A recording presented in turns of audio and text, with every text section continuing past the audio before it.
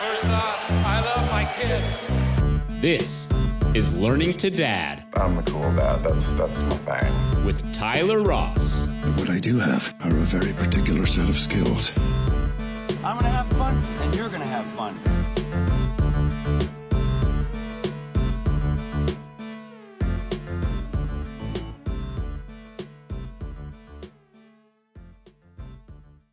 Hello and welcome to Learning to Dad. I'm Tyler Ross. My guest today is Stephen Jacob Burton Kott, who's one of my best friends. Amazing that you remember all that. Do you know my brothers? Samuel Christopher Oliver Dewey Kott. Wow, that's impressive. So, yeah, I haven't burned all my brain cells just yet. He actually just got his first business cards. Did he get all names put No, on? he didn't. I was disappointed. He said it wouldn't fit. Oh, Yeah. well. He wasn't using font small enough. That's right. Maybe he just needs like an 8x11 business card. There you go. Like a postcard. Something Christian Bale would be proud to slide across the table. So, thank you for giving me your time today. This is an impromptu interview. The purpose of this podcast is to take considerate, deliberate, intentional people and people that have had success professionally, because I find that they tend to be more reflective and analytical about their business pursuits, which I think extends into their personal life. So I know you're a dad. You've got a, how old's Cohen now? 13 months old. 13 months. And you've got a 13-year-old stepson as well. Yeah, which you so often refer to simply as your son. Which Absolutely. I think is going to be a fun part of the conversation that we have, because I'm sure there are a lot of people that I remember when you got into your relationship, at the very beginning, having those conversations of going into a relationship like that and watching you guys has been a lot of fun, and how it's just a family now. Yeah. So, let's jump into a little bit of like your meeting Vanessa, who is also a real estate agent with Ross Real Estate. She is. She's a great agent. Yeah, so as far as meeting Vanessa, I don't know how far back you want to go, but Start at the beginning, man. Okay, so Vanessa and I met, probably like a lot of people do now. We met online on Match.com, actually. But to kind of backtrack before that a little bit. And move the mic a little bit away from you, just because you're loud. Oh, am I? Yeah. Okay. You're So, yeah, my wife says that too. I have a booming voice. She's constantly shushing me. So we met on Match.com, but to go back a little bit before that, we met in 2013. In 2012, I participated in a charity bike ride that went, I think it was 4,300 miles from Bar Harbor, Maine out to Seattle, Washington, and kind of did that just as an opportunity to kind of clear my head. I was turning 30 years old, wanted to just kind of hit the reset button and go out and do something different, something that challenged me, something that gave me an opportunity to learn more about myself. I was single, no kids, all of that, and so I did that, and then I came back kind of wondering where I was going next, and kind of dated around a little bit, nothing too serious, just kind of had some fun, and then decided I was going to get on Match.com and got some good advice from some friends who had been on Match.com before about what to expect and how to do it and all that. And so, a lot of these guys had been on just a ton of Match.com dates. They were like serial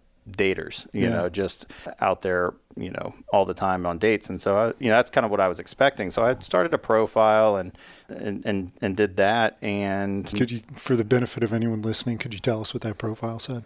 Oh gosh, I really don't remember, but just to poke fun at ourselves, at our wedding, we actually contacted Match.com and printed out the dialogue back and forth, the messages that we had sent each other before we met, just as kind of an opportunity to poke fun at ourselves. And it was really fun. I'll have to pull those out sometime, and I don't know, maybe we'll post those somewhere so everybody can read them and get a laugh out of it. But I love that. I remember coming to the wedding and seeing all those and thinking that's genius. Hey, whatever it was, it worked. It's all like authentic to your relationship, and just being open. Yeah, whatever it was, it worked.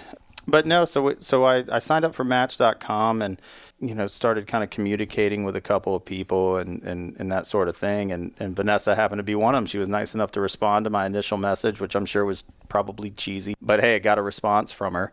And we did some back and forth. And so finally I reached out to her and said, hey, why don't we get together at some point and, grab a drink, grab coffee, whatever. And she wrote me back and nicely said, she said, yeah, that sounds great, but I'm actually going to Haiti tomorrow. And in my head, I'm going, whatever, this, she's blowing me off. There's no way, who goes to Haiti tomorrow, And so I was like, okay, and just kind of wrote that off. But then sure enough, about a week later, she messaged me actually from the airport on her way back from Haiti.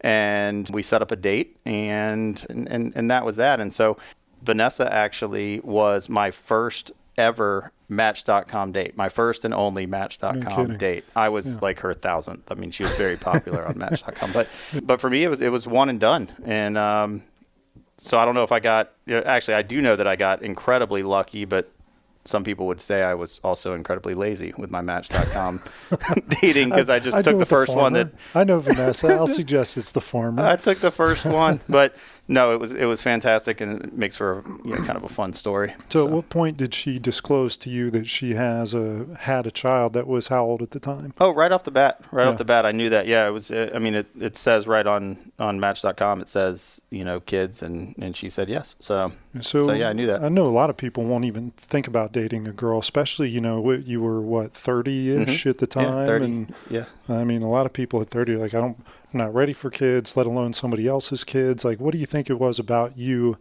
or her that made you feel like let's give it a try? That's an interesting question. I haven't really thought too much about it. When I saw that she had a kid, it was never a deal breaker. It was kind of different, and not something that I had ever done because Ethan, at that point, I believe he was 7 or so. Yeah. So it wasn't like he was even a young baby. He was already a young guy that, kind of had his own personality and his own interests. And so, I didn't know what to expect really, but I just kind of went with it and said, had an open mind and went into it. But yeah. So you dated for how long before you got engaged and married? We dated, I want to say it was probably about 1.5 years before we got engaged. And then we got married 6 months after that. So 2 years. All right, well, so for anyone, I mean, gosh, I wonder if anyone even uses Match anymore. Everybody's on like Bumble and these swipe right things where it's like all you do is see somebody and go, hey, she's stacked, let's swipe right. Or, that dude is handsome and has a backwards hat on. He's cool, let's swipe right. Sure. Like, for anybody that's actually being a little bit more thoughtful about it, have any recommendations for anyone that's thinking about online dating? Well, I only did it once. I only went with one person, but no, I think I think that it is a great place to to meet people. I never did the Tinder or any of those type of things. So Match.com kind of spoke to me because I felt like it was more people that were looking for a relationship, not just for fun or to meet people, whatever. It can be for that too, but I felt like Match.com was more geared towards what I was looking for, which was somebody that doesn't have to be super serious right off the bat, but is open to the idea of a relationship. And so yeah. So what was your introduction like to Ethan? Oh, Ethan. So obviously Vanessa was a single mother at the time and was protective of her son, as she should be.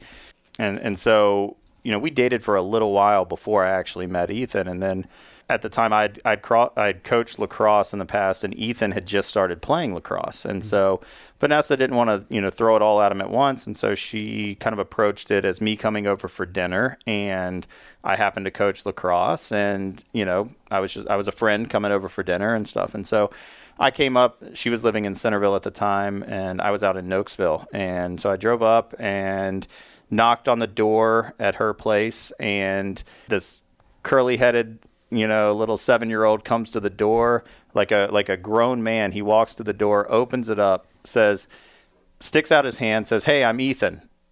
Do you want to go throw?"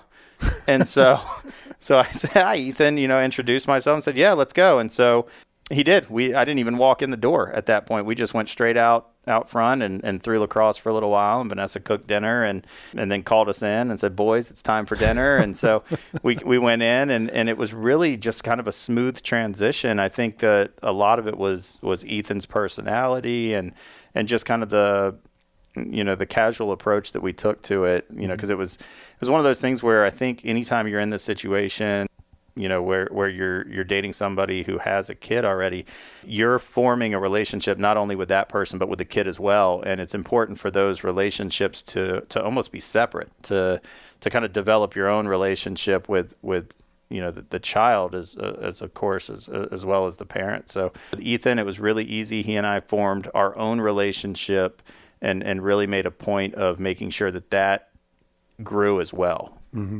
So what were you? I know the answer to most of these questions. Yeah. But what were you doing at the time for a living? At that time, I had gotten into real estate. I hadn't been in it all that long, but I was starting to get my feet underneath me with real estate. I was with, I guess it was Faulkner Realty at that time, which then turned over to Marshall Real Estate.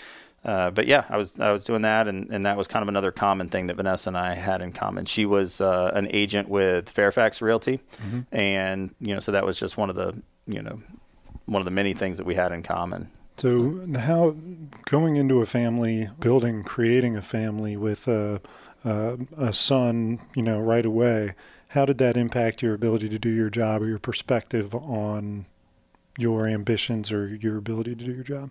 With Ethan? Yeah, Ethan and Vanessa. It was definitely new territory for me because I'd been able to be kind of selfish, honestly, in the past, where I didn't really have to think about anybody else. It was me and my dog, and I'd go to work and that sort of thing. But all of a sudden, having a 7-year-old, going from nothing to having a 7-year-old in the house, and at that time a girlfriend, then a fiance, then a wife. It definitely changed perspective in the sense that I couldn't be as selfish anymore. I had to think about other people and what was right for them and adjust my schedule accordingly so that I could make sure that I was at games and I ended up coaching and things like that. So it definitely changed everything really. From my experience over that time with you being so close, I acknowledge in you that you did not ever seem to have like a foot out. Like a lot of people kind of dip their toe in or try, but you jumped in 100% ready to go, especially considering, the experience that you just talked about, being in a place that you weren't really happy in and, taking that experience cross country on a bicycle ride. Yeah. Do you feel like that kind of prepared you to be ready for the next part of your life and to commit like that? Yeah, I think so. And I think it definitely was something that was good to kind of get out of my system a little bit. I don't think that I would have been as prepared or in a good place for them if I hadn't gotten that opportunity for myself, the opportunity to go and be selfish and go and see some things and experience life on the road for a little while and all of that. I think that really helped me become ready to do what I didn't know was going to be next, but fatherhood and being a husband. As your role in Ethan's life began to take shape, at what point did you start to feel like, okay, this is my son, we're a family, we're in the house together, and so now we have, rules and expectations, and how do you be a paternal influence to a child that did not know you for the first half of his life? Yeah, it's a complicated relationship and one that you're constantly kind of figuring out because kids adjust and change over time. But in every situation is different. But in this case, Ethan's father is still very much in the picture, a part of his life, a very huge part of his life, and has been. So trying to determine what my role was something that took some time. I certainly looked to Vanessa for kind of advice, but just kind of an idea on what I should do and how I should approach that dynamic, because it is difficult when Ethan does something and you have to discipline, you have to set rules, set boundaries and stuff. It's a different thing when you're coming into it fresh with a 7-year-old and you have no experience on how to discipline a child other than what you witnessed when you were young from your own parents. But as far as that all went, I'd say I just went into it as honest and upfront and kind of transparent as I could be. We never tried to pretend like I was something that I wasn't, but we also made sure that it was understood that I was a parental role in Ethan's life. So. Yeah. And did he have trouble accepting that? I don't think so. Ethan's very much kind of go with the flow type of kid. And I think because I made a point and he made a point to make sure that we developed a relationship, it was never like it was forced upon him. So he never put up any resistance or any kind of fight for it, against it. It was a pretty easy transition. And then his father as well has always made it, pretty easy. Also we've all gotten along very well, and and Ethan, we kind of try to look at it from a perspective of Ethan has 4 people that love him, as a parent instead of just 2. So he's very fortunate in that sense that he's got 4 great parental figures in his life. Yeah. So with that many, I can relate to that, having had both my parents divorced and remarried and divorced again. And my mom's single, my dad's remarried. So the influence of a bunch of maternal and paternal figures is really an interesting dynamic. It's like a modern family, which you actually have Colombians, so it's even better. But how would you say that your parenting style contrasts with Vanessa's, and then your household contrasts with Caitlin and Raul?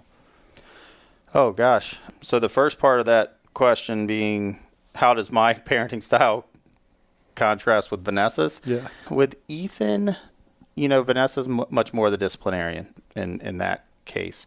I think just because of the step-parent dynamic and learning that role of where it is now. I'll certainly correct Ethan and talk to him if I see him doing something wrong. But, Vanessa's kind of the judge, jury, and executioner on most of the discipline type of things. As far as parenting, I try to talk with Ethan. I try to be kind of a confidant for him, somebody that he feels like he can talk to, and even an advocate for him sometimes when he gets in trouble. With Vanessa, try to help him out where I can. But as far as that goes with Ethan, I would say, Vanessa's definitely more the disciplinarian, just because of the nature and dynamic of the relationship. The question's going to become our parenting styles with the little one, with Cohen, our 13-month-old, because with that one, I will be probably more of a hands-on disciplinarian with him than I have been with Ethan. But I think that because of the nature of the stepchild, step-parent relationship, and the fact that his dad is still very much a huge part of his life and sees him a lot, I've kind of left the disciplining up to those two, as I think it should be. So how is your childhood reflected in your parenting of Ethan? Boy, you think back on your childhood and your parents and the way they did things, and I think just like anything, you take from it the good things and you try to implement those, and then you look at some of the things that maybe they did that you don't want to replicate, you don't want to do, and kind of develop your own style. I think that my parents were very much grew up in North Carolina, in the South a little bit, and so every adult I talked to was yes sir, no sir, yes ma'am, no ma'am. Those were the only appropriate responses for any adults. And I definitely carry some of that in my parenting style too, just an importance on showing respect to people, showing respect to your elders. And so I definitely carry some of that, with me. Obviously our parents are the first examples we see of parenting. And so I think that probably naturally most people get some of their cues from their own childhood. So I got an interesting question that just popped into my head, because your parents were 19 or 20 when you were born. 19. And when your youngest sister, who is, what is she, 17, 16 now? Yeah, 17. Yeah. So there's a almost 20-year gap. Yeah. Have you learned from the way that they parented you versus the way that they parented her? And a contrasting style or an evolution of I think I wore them down, man. I think they're tired now. So they're much easier on her than they were on me in different ways. But no, my parents were both 19 when they had me. Pretty remarkable story that, they've been parents for so long. Starting at 19, they're now in their, mid 50s. Still got a high school kid in the house. Yeah. Still have a high school kid in the house. And it's been crazy to think about. But yeah, my mom was pregnant at my high school graduation, which probably not a lot of people can say that. And and so, really getting to see both of my youngest siblings, remembering when they were born and watching them grow and watching my parents parent them has been kind of a unique perspective that not a lot of people get. And, also as an adult watching them, parent children, is kind of a different perspective than watching it as a kid. Yeah. So now that you are a family man, you got 2 kids and a wife, like, have you noticed that your social life or your professional life has changed as a result of that? Yeah, absolutely. I think socially, when the baby first came around, it was easy because he went wherever we went. But now that he's got an opinion and a personality and a voice, and he's mobile, he's got legs that work. Now it's a whole lot different. Unfortunately, there are things that we've had to not go to, different things with with friends socially that we've had to back out of because the baby got sick or whatever. So that's definitely impacts you socially, but it also opens up different opportunities because I'm able now to talk to you and other friends of mine who have kids about that element of our life, which I think is pretty cool too. I've known you since we were 15 years old, and so to get to talk to you now in this stage about parenting and stuff like that, it's fun. It's really fun. Yeah, evolution, man. It's totally different. Evolution of life. Yeah, it is. It is, but Can you think of anything to share with the listeners that we might have been doing 19, 20 years ago? Sitting on the front porch of the natural marketplace. I'm sure most of your listeners know that your mom owns that place, and so having a key to that, and at that time, I don't know if they still do, but they stocked the all natural American Spirit cigarettes, and we would sit on the front porch and smoke cigarettes and just be cool. We were really cool. We were so cool, yeah. And we couldn't drink, but right across the street from the marketplace was Napoleon's at that time, and so we could watch the people who had been drinking stumble out of the restaurant, and I'm surprised that we weren't stopped more often sitting on that front porch at I don't think anybody 15, ever 16 years said old. anything to us. Middle of the night, 11, 12 o'clock at night. Yeah, I don't think anybody ever said anything to us. We probably wanted them to just because we had a key, so it would have been not a big deal. But we waved the key in their face. No. We're it is surprising, right in Old Town, that no cop ever said, "What are you guys doing?" But I remember one lady stopped and pulled in, and I remember she did the north, south, east, west, like before approaching us. Yeah, I don't know if you remember that. I don't. I just remember all the cigarettes and brownies that. Brownies. Yeah, God, they're good. Yeah. Wonder what our tab's at right now. I'm still digging out. Sorry, Shelley. Let's see.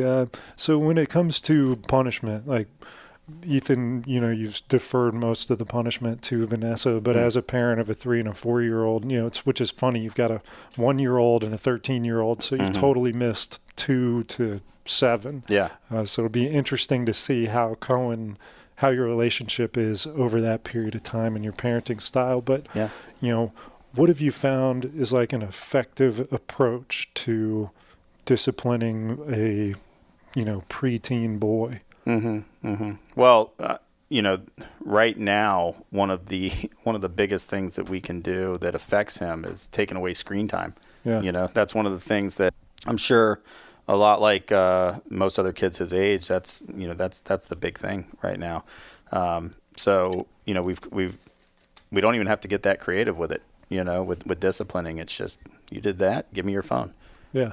You did that, no Fortnite. Sorry. So from that perspective, disciplining with things like that is very easy. What's difficult is trying to find a disciplinary action that will actually get the message across of what he did that was wrong. That's the hard part. Punishing and making him, feel the consequence is easy. Getting him to understand why he's being punished so he won't replicate that behavior, that's the tough part. And that's where I think talking to him and trying to relate to where he's coming from, trying to and at times be an advocate for him so that it shows that, we're not just coming down on him because it's, because we want to or because we enjoy it. It's because we're trying to, sculpt him into a good, productive, member of society that's going to go out and do great things. He's such a capable and fortunate kid. He's smart. He's healthy. He's athletic. He's, good looking kid. He really, really has so much opportunity out there, but trying to guide him in the right direction is really, obviously one of the most important things that we're doing. And so I think when he does mess up, trying to get him to realize, why he's in trouble, why he's losing Fortnite, that's the real key. But I think by talking to him, keeping those lines of communication open and trying to see the world through his eyes helps me to relate to him better and show him that, what we're doing here really is for his best interest. That's a great segue into the next question I wanted to ask, which it's funny to think that he's only 2 or 3 years away from the age we were when we met. Yeah. And we were doing all these troublesome things, but the context is so different. When we were 16, there weren't smartphones. There were barely cell phones available.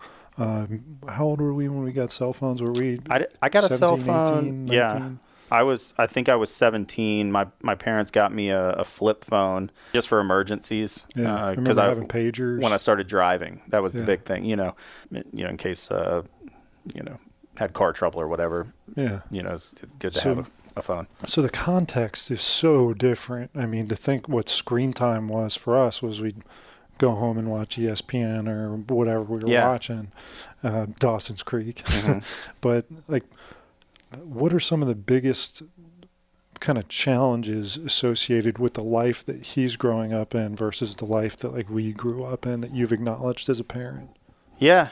I think just the exposure that he has, and probably all kids have, is very scary now with smartphones, and it's across the board. One, obviously, you worry about it from a safety perspective because things like Snapchat and Instagram and all of those things that kids want to be a part of, and it's just a reality of the world now.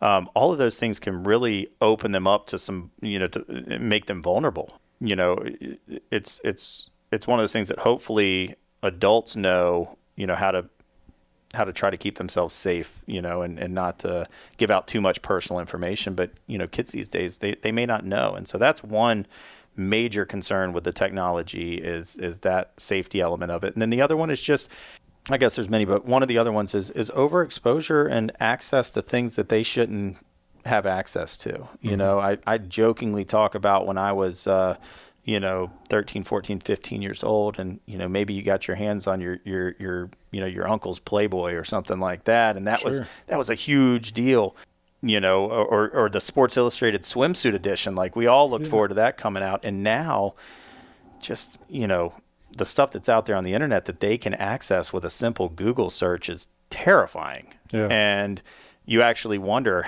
how is that going to affect them later in life? It's something that I don't think any of us know at this point, how their perspective on the world. I mean, Ethan occasionally will show me some YouTube video of something, and it'll be like a thing of people, doing stupid things where they get, kind of mildly hurt, or they, like a jackass type of thing. That type of thing. And you're just like, God, this is horrible. Like watching some of these people fall off, roofs and stuff. It's like, what in the world? This is not fun to watch. But, it's all out there for them to see. And so that definitely is a concern of mine as a parent. Do you think that's desensitizing him? Do you think it's desensitizing his friends? I'm sure it's, I'm sure it's got to be, and that's pretty scary, So I think that we do the best we can to try to monitor what he's, seeing, what he's exposed to on there. But there's only so much you can do when you put, a phone in their hands and give them the ability. You got to believe there's all kind of parental control things on Instagram maybe, or there's got to be something. I know that we do have parental controls. Vanessa actually has it set up so that she can deactivate any of his apps and any of that stuff whenever she wants. Push of a button, she can go on, and so if she feels like he's had enough screen time, she just goes and shuts off all of his fun apps that he likes to be on, and you hear, a moan from the other room, go, whoa, mom. Right.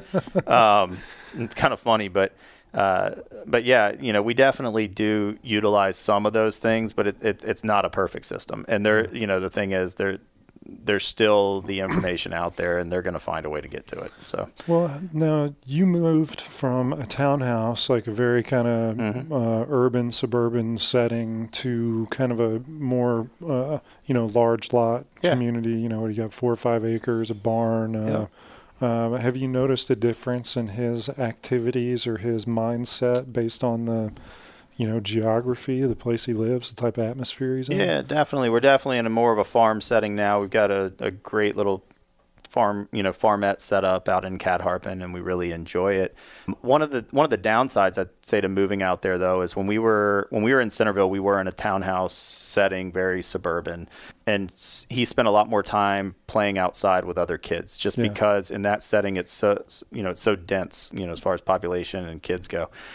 There was never a shortage of people for him to go outside and play with. Now we're on 5.5 acres, and houses are spread apart, and not quite as much of that. So definitely we've had to adjust. A lot more friends coming over to the house, and him going over to friends' houses and things like that. The other thing is our internet sucks out at the house. The internet sucks, and so there is less online video gaming. So that's kind of a good thing that we've experience through this, is that he doesn't spend as much time just in zombie mode, on the video games. But yeah, I think that it's definitely opened up new things for him to explore. We got chickens out there now, so he's getting an opportunity to learn about that and kind of some of the hard work that goes into living on a little farmette. That's very cool. So let's talk a little bit about Cohen. A year old. Like, tell me about the expectations you had and how they were different than reality. Dude, so with Cohen, Vanessa and I, just in full disclosure, Vanessa and I, we had tried for a really long time to have a baby, and it just wasn't working. So we actually went through the whole process of doing IVF, which that's maybe a story for another day. I don't know. That's a long one, but we went through IVF, and we worked so hard and tried so hard to get to the point of having Cohen, that now when I look at him, it's just it's so amazing. It's unlike anything I ever expected. I never could have expected how great it would be, and how much having him was a part of my life that I don't even think I knew was missing, but definitely was. It's given me new purpose. I mean, when I look at him and just see him, it's all the stuff that every parent says, I'm sure. But I look at him, and it's just unbelievable. There's no way I can put into words fully what I feel when I look at him. And I know that twice. So yeah, most definitely. So, like, what do you feel like is your role to Cohen versus your role to Ethan? Yeah, I don't know. That's not something I've thought about too much, but with Ethan, I think that the foundation was already there when I came into his life. His mom and his dad had done a great job of kind of sculpting him into a respectful, good person. With Cohen, I'm now responsible for doing that. And so, I lean heavily on Vanessa just because she's done it once. And I also believe in a mother's intuition. So on a lot of things, I kind of default to her. But, my role as kind of a male influence for him, and just a parental influence, is to really teach him about the world, man. Show him everything I can. And that's one of the things I try to do is bring him with me when I'm doing simple little things, and just let him kind of see from example. And it's amazing what kids pick up just by being a part of what you're doing and watching you. They say you should let your kid watch you work, let your kid, watch you exercise, let your kid watch you do everything, because then they almost establish little habits in their minds, and they see what it takes to be what you are. And so many kids, I think, want to be like their parents because they're the example they have. So that's cool.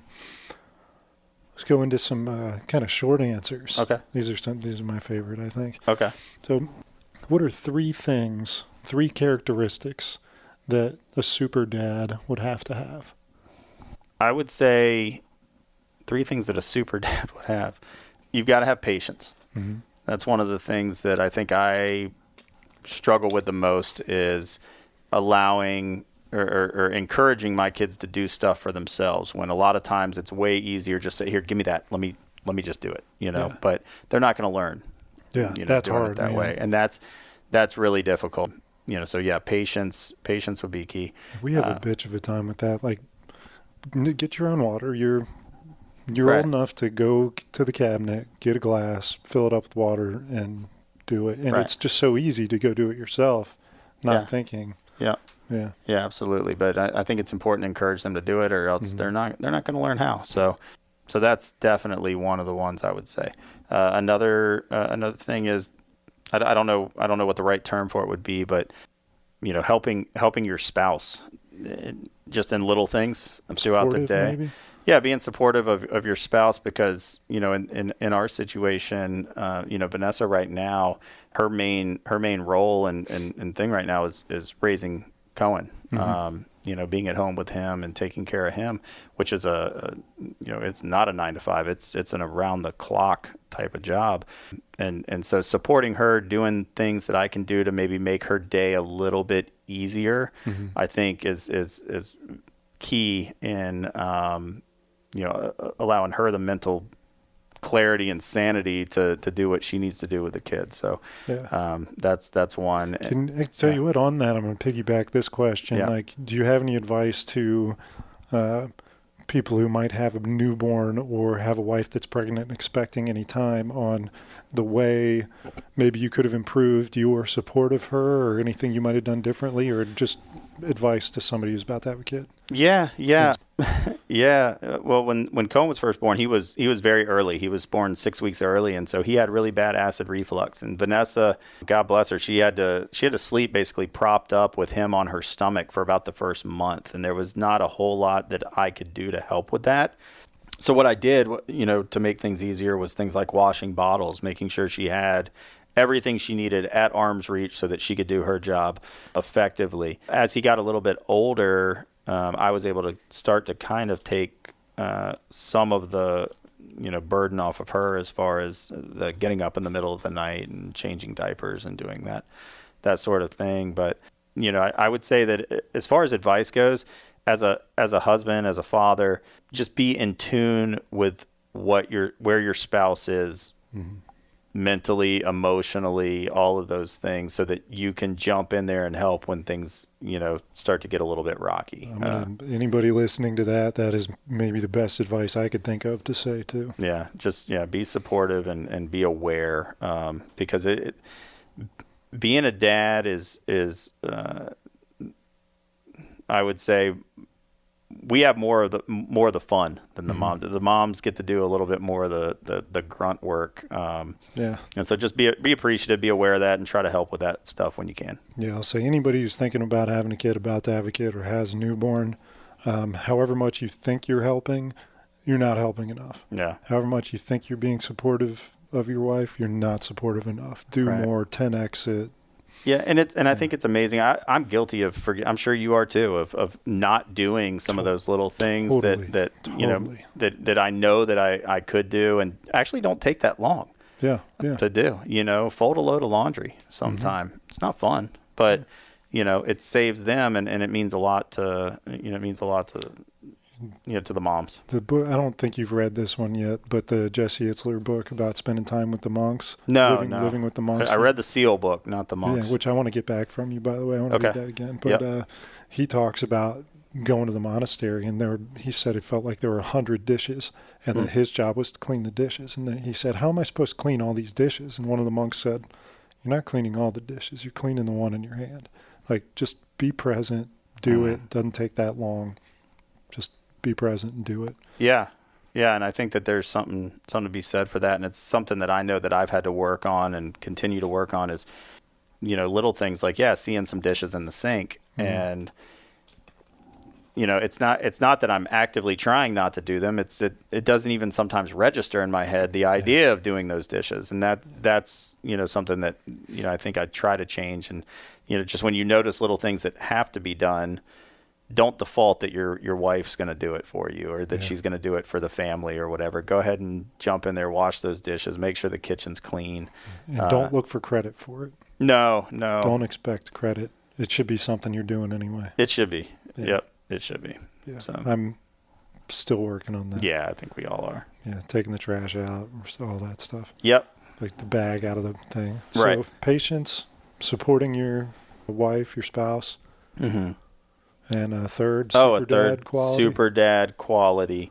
Just an active involvement, man, a pure desire to want to be, an active and vibrant part of their life. Whether that's coaching some sports teams like I've done for Ethan with lacrosse and basketball, with Cohen, taking the time to get on the floor and just play with him. Yeah. Do what he wants to do. Mm-hmm. Take him outside, put him on the ground and encourage him to explore and just follow him and support him, help him, show him things. I think now, we get so busy, and especially like in our line of work, mm-hmm. In real estate, we're not a 9-to-5 type of career. We're, available to our clients pretty much around the clock. And I love that. I don't want to change anything about it, but sometimes it is important to put the phone down for 30 minutes or an hour and just go, like you said, go be present with your kids. Give them your time, give them your full attention, that sort of thing. What are some things that are on your not to-do list? Things as a father you'll never do? Oh, my wife tells me a lot of those things on a regular basis. My default when I see Cohen maybe getting into something that he's not supposed to is no. Yeah. No, don't do that. And Vanessa reminds me, don't always be saying no to him. He's going to think all you do is say no. Try to redirect, try to encourage. But I think, one of the things I have to work on and try to work on is not always just saying no and keeping him from doing stuff. Encourage him to explore. As long as he's not doing something that's, going to cause severe bodily harm, encourage him to explore and see the world and experience the world, because that's really the best way to learn. I've noticed that the default is super easy to do. I'm telling you no because it's convenient for me. Mm-hmm. It's convenient for me to not go outside and, manage your doing this. But, I think you're right. Like the thought in your head needs to not be no, and needs to be more like, why isn't this okay? Right. And sometimes just let them do it and let them have fun with it. Yeah. We're working on getting Cohen to kind of feed himself more and more. And I mean, I can't even describe the messes that he makes while trying to feed himself something like Greek yogurt, right. But or couscous. Mm-hmm. You ever dig couscous out of your kid's nostril? I mean, it gets everywhere. It's in their hair. It's in their eyelashes. I mean, it's unbelievable what he can do with food in 5 minutes, but encouraging him to do that. We can always clean up the mess. Maybe old age is like revenge to your infant child when he's digging couscous out of your drooling. Yeah, maybe. Self. Maybe. So what is something that you can do to improve as a dad? Gosh, there's so many things that I can do to improve as a dad, but I think that piggybacking off of what I said, just being present more and being more involved in just the day-to-day stuff is something that I can do to improve. Making a point to spend quality time with my kids, hopefully every day. Even if it's only for 30 minutes, is something to improve upon. What is the role of a father? To teach, to guide, to motivate, to set an example. What is the most challenging time you've had as a father to date? I would say it was actually before I was officially a father, but my wife's water broke at 31 weeks. Mm-hmm. And we were in that great comfort zone of pregnancy for people who have been through it, we were in that point where the morning sickness was gone, but she wasn't so pregnant that everything she did was difficult. She wasn't super uncomfortable. We were in this really good place. And then I get a phone call from her that says, my water broke. I'm on the way to the hospital. You need to meet me there. Mm-hmm. And it takes the breath out of you, man. It took the breath out of me.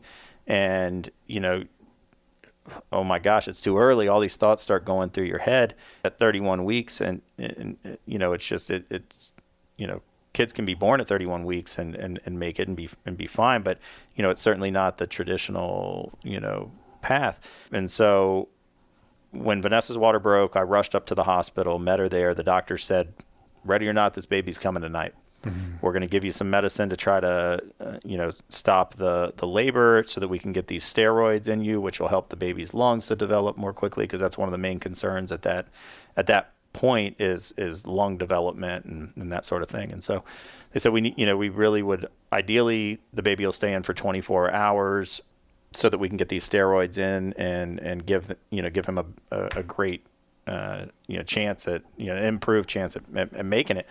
And so, oh my gosh, what the thoughts that are going through your head at that point. I'm not ready for this. This is not, we're supposed to have another, at that point, 2 months. Gosh, nine weeks at that point, and so you're just kind of in a panic. Well, Vanessa did a much better job than me of staying calm at that point. 24 hours went by. The steroids were in, and the doctor said, okay, now the goal is 48 hours. All right, so 48 hours go by, same type of thing. And Vanessa ended up being in the hospital on pretty strict bed rest for 21 more days, keeping the baby. And she was composed. I was just all over the place at that point. So, just the challenge that was from a perspective of trying to keep things at home, still moving along, having Ethan at home, trying to keep things kind of normal for him, just being kind of, his present parental figure at home during that time was difficult because my wife was in the hospital ready to give birth at any moment to our child that was going to be born early. And that was absolutely terrifying. You can't help but Google everything you can find. I became, an expert on, what to expect from babies born from 31 weeks to 36 weeks. But no, she did a great job, kept him in there. But that was probably the most challenging thing that I've had to deal with so far, was just that pure panic and fear during that time, and so anybody going through something similar where either your wife is on bed rest or is in the hospital for a long period of time with a kind of a higher risk pregnancy type of situation, I can certainly relate and, be more than happy to talk to anybody going through that about my experience, in more detail. But it can be very challenging. The emotions that time period brought up for me, the emotions were ones I never knew or thought I'd have to deal with. Just the fear, the excitement, the lack of control. You have no control over it. I talk to parents and say that there's a level at which non-parents cannot relate to parents. And I think that's the depths of emotion that a child introduces to you. You've never loved so much. You've never been so scared. Yeah, like absolutely. It just unlocks a new depth of life. Yeah. And, Couldn't agree more. It's terrifying, exhilarating, exciting. It's everything. And This is a question I ask on occasion, not always, but geez. Yeah. Do you think that your kid can love you back as much as you love them? No. Yeah. No, I don't think so. And the only reason I say that is because I love my parents. I adore my parents. Yeah. But the love I have for my kids is something unlike anything I've ever experienced. Yeah. So no, I don't. I think you got to look at your parents and go, you mean you love me that much? Right. Right. It's fucking awesome. Yeah. Yeah. And all of a sudden the things, and the things that you remember from your childhood that drove you nuts about your parents, not only do you find yourself doing them to your kids, but you understand where they were coming from. Yeah. You know, and some of the things that they let me do, I'm like, how the hell did you, how did you let me do that? Yeah. You know, like, I mean, I'm so scared. Like, Ethan is a couple years now away from driving. I can't imagine what that's going to feel like when he takes the keys for the first time and goes out on the highway by himself. Yeah. I mean, that unbelievable, because to me, he's still the same kid that came to the door and stuck out his hand and said, "Hey, I'm Ethan. You want to go throw?" You know? Yeah. So unbelievable. So what is the greatest hope that you have for your children? Contentment, man. Yeah. I want them to be content. I want them to, you know, to know that they can do anything, but they don't have to do everything. You know, they can find something that brings purpose to their life, and you know, that's the main thing. And then, you know, because I think that's important for everybody, and that's what I think most people are chasing. Yeah. Is just a level of content, level of comfort. You know, but you don't get there by not working hard. You know, that's kind of the hope for them. I feel like an effort put out is what's required to have some kind of fulfillment. Yeah, I think so. And it's not strictly any one thing. It's not that I want them to make a ton of money or, you know, any of that. It's not those type of things. It's just a level of contentment. And I think that oftentimes people who have, you know, a certain level of contentment, they do work very hard, and they are ultimately successful because, you know, they're working towards something other than just money or career. You know? Yeah, I think they acknowledge that you don't achieve something, like you're happy and now it's done. Like I've achieved happiness. You know, I've heard you. If that's the case, you're either enlightened, which congratulations, or you're dead. Like it's every day you have to do something to maintain it or to improve it. That's what I think. Yeah. How would you describe the type of father you'd like to be remembered as? Never really thought about that either. This impromptu interview is tough, man. Type of father that I'd like to be remembered as, you know, obviously a loving father, a caring father, you know, but more than that, I think every dad wants to be their kid's hero, man. Yeah. And so, you know, I want my son, when I'm gone, to look back and think, you know, how would my dad have done it? How would dad have approached this? And hopefully there'll be many, many more years before, you know, that takes place. But, you know, I hope to kind of build a life, you know, full of or lead a life full of examples for him to look back on and you know, navigate his own life, you know, by using those examples that I've set. So yeah, the more I read, the more I listen to people, the more I believe that it's, as a parent, your obligation to be the best person, best human that you can be. And not necessarily the best parent, I mean, but the best human. And that's the best way to be that example and to be that, you know, what would dad do, you know, bracelet. Yeah. How do you, how do you go about it? Because I think, you know, for me, I know when I'm having to make sacrifices for other things and stuff, you know, I've heard of mom guilt, but I think there is a level of dad guilt as well that maybe we don't talk about as much when when you are busy at work and you're kind of spread thin on all other things, and maybe you're unfortunately neglecting some of your parental duties and stuff like that. How do you get past that? How do you navigate that type of thing? I'm working on it, man. That's the entire point of this podcast. Actually, I've read, you have to look at the Instagram post I made today. What's today? February 21st? Yeah, February 21st. So anybody listening, go back to that post. This is brilliantly written, 2 or 3 paragraphs, but it talks about, you know, the addiction of your work versus the love for your family. And like, working on it every day, man, because I absolutely am so grateful to do something that I love so much every day, and have been doing that since, you know, basically college, to have found that. And then you hate to think that it's like a competition, but to some extent it's creating, I don't know if balance is the right word, but integration, that you're not neglecting one or the other. And I think that so often it's easy to justify what we're doing because at least for me, I'm doing it for my family. Yeah. I love real estate. I love working in real estate. I can't imagine doing anything else. But at the end of the day, we're doing it to support our family so that they can, feel comfort, feel content, all of those things. We're doing it for them. So it's easy to kind of justify it. Well, I'm working late on this because I'm trying to, advance my family here.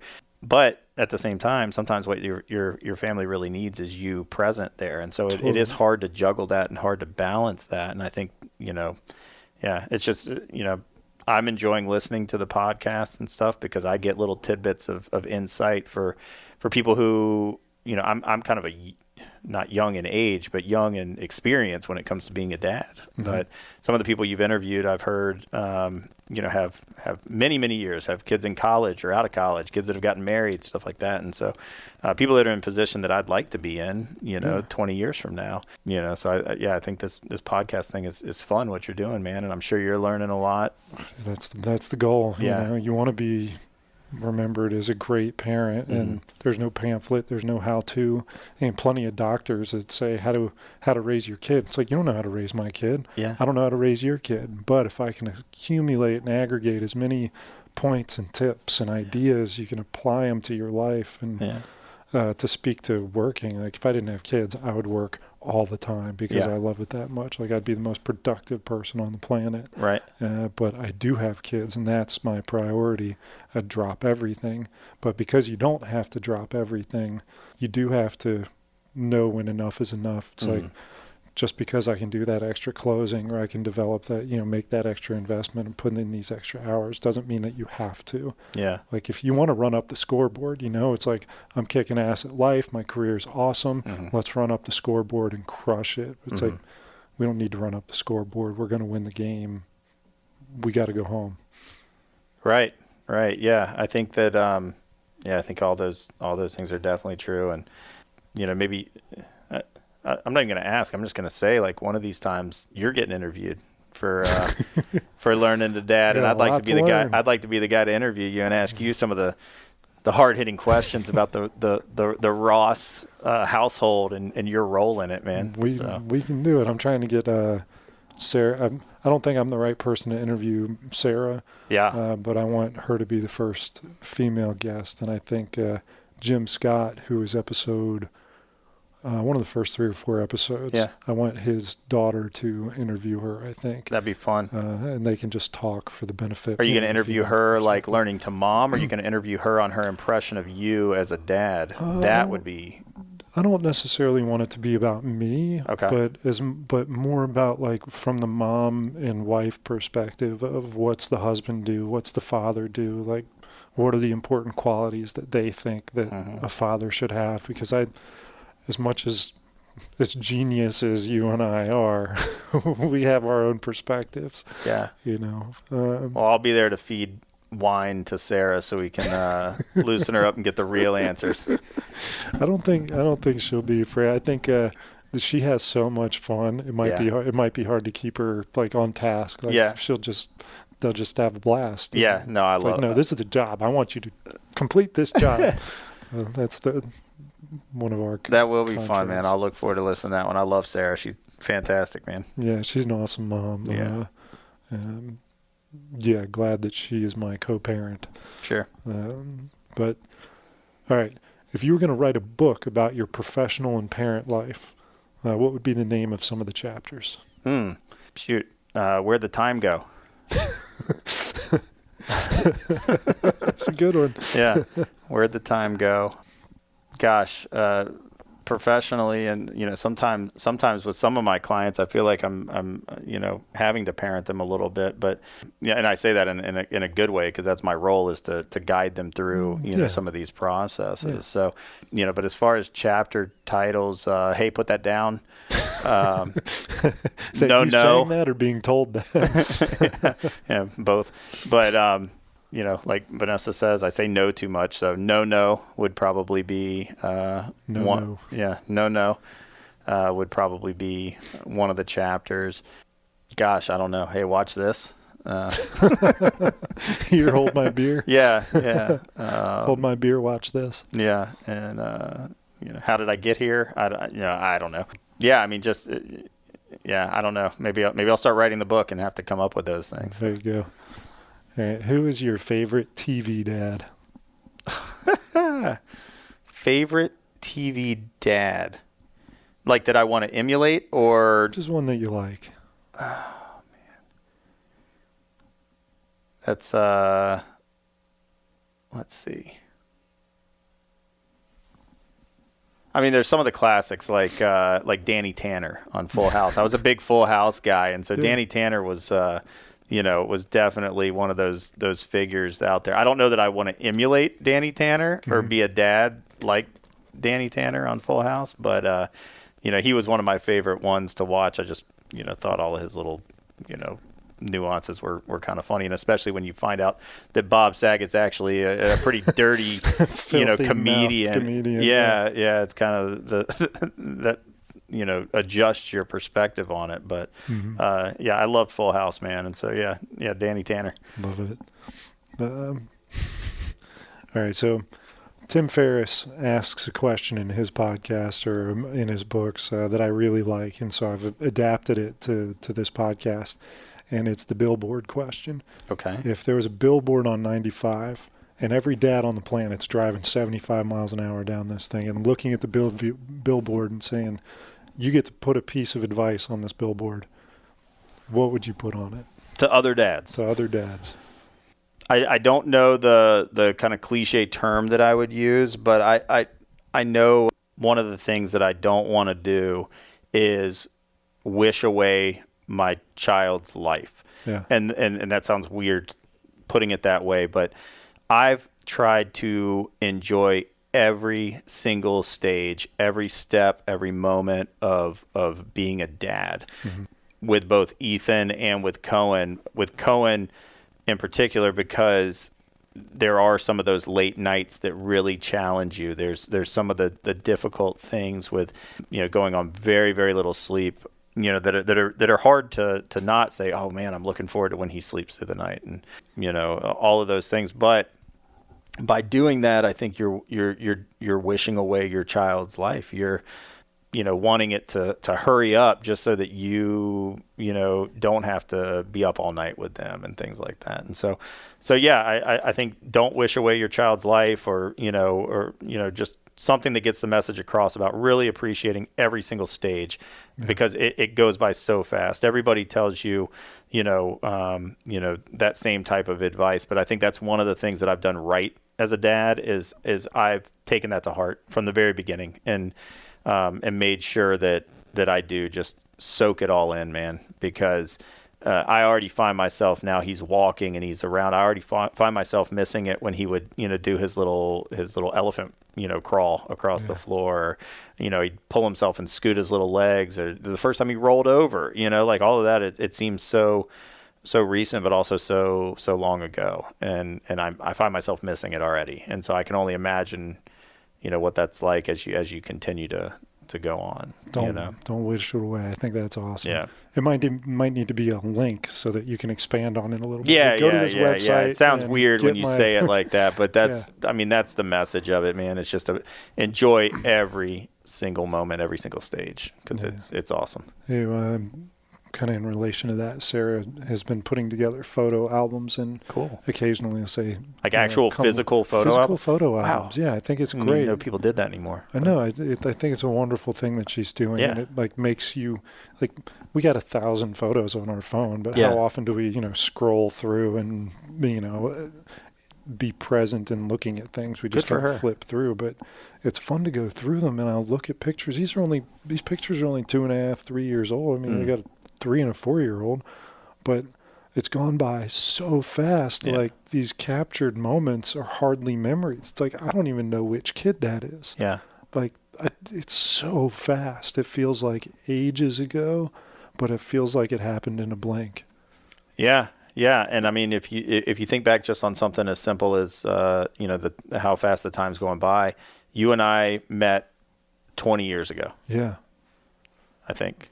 Yeah. Yeah. Yeah, 20. More, yeah, 20 years ago. Yeah. That seems, I mean, obviously you and I, like we've known each other. We've gone through a lot of cool life experiences. Known each other longer than we've not known each other. Yeah. And we've gone through a lot of cool life experiences, transitions, different, jobs, homes, relationships, all of those things.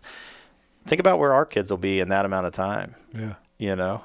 Hard to believe, man. I mean, your daughter very well, could be married, in that amount of time. So it just absolutely flies by. It blows my mind. I've said it 100 times, having kids feels like you're getting into a DeLorean. Like having kids is time travel. Yeah.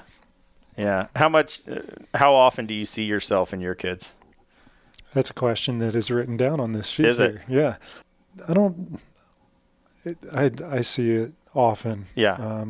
I wanted to say I don't, but because they're so uniquely them, but there are overlaps definitely where it's like he's cerebral in this way that really resonates with me because I can do that.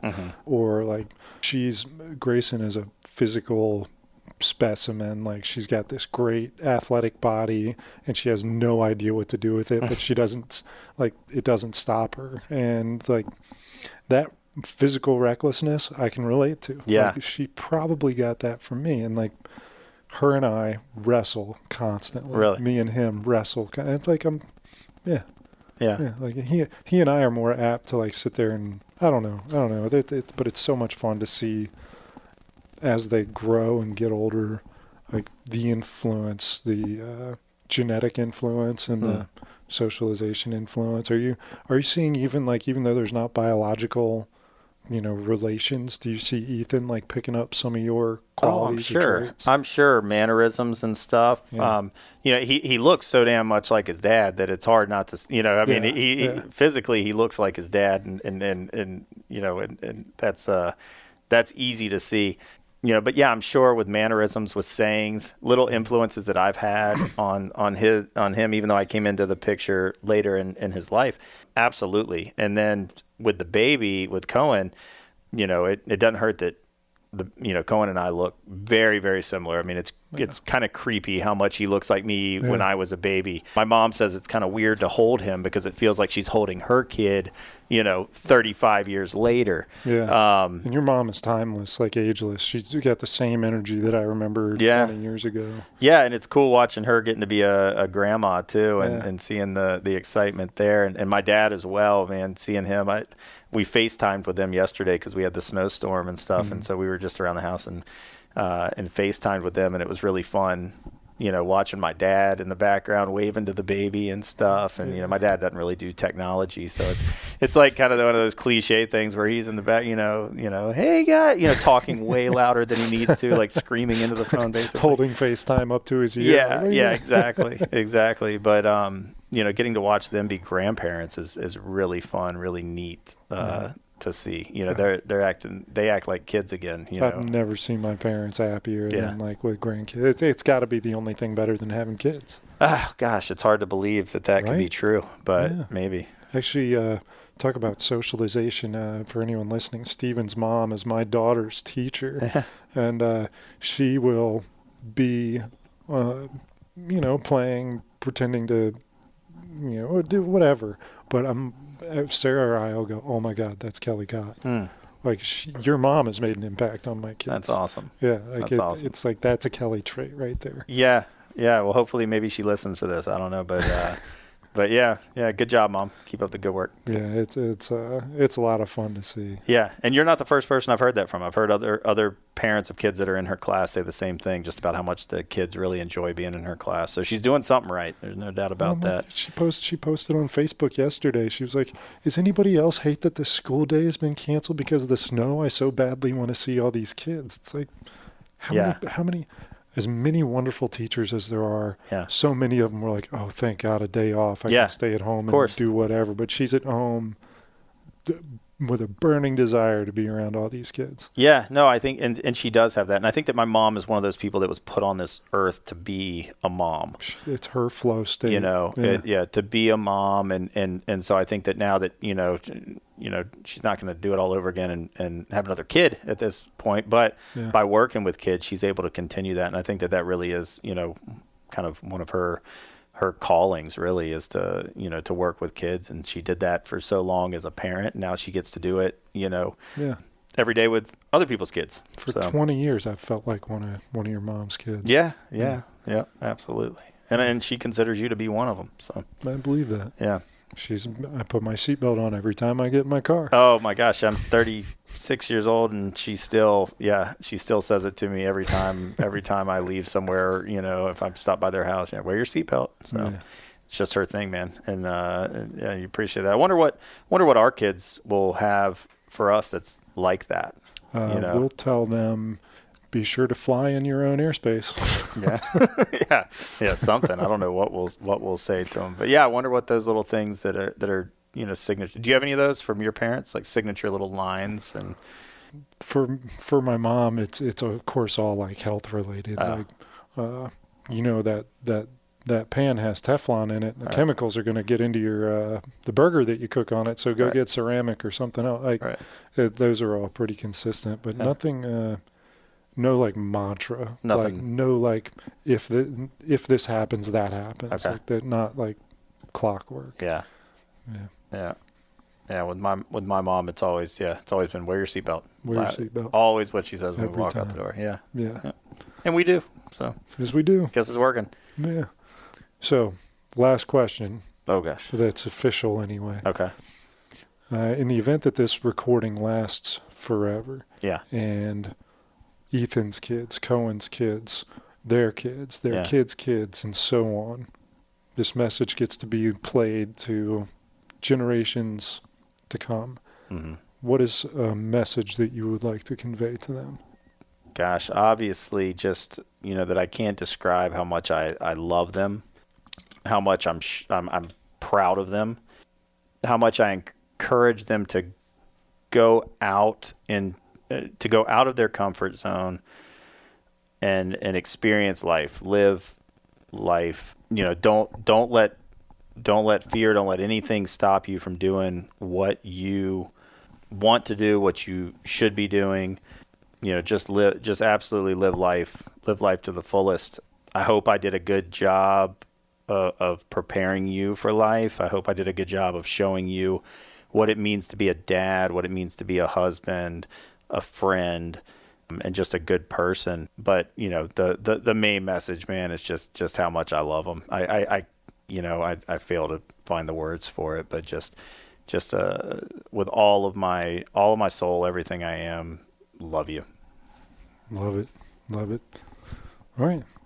That's a wrap, man. All right. Well, like I said, yeah. It's impromptu. It's impromptu. Hey, want to do it? Sure. Let's go. Yeah. Why not? So, it's been fun. Yeah. So, appreciate it. Keep up the good work, man. Thanks, brother.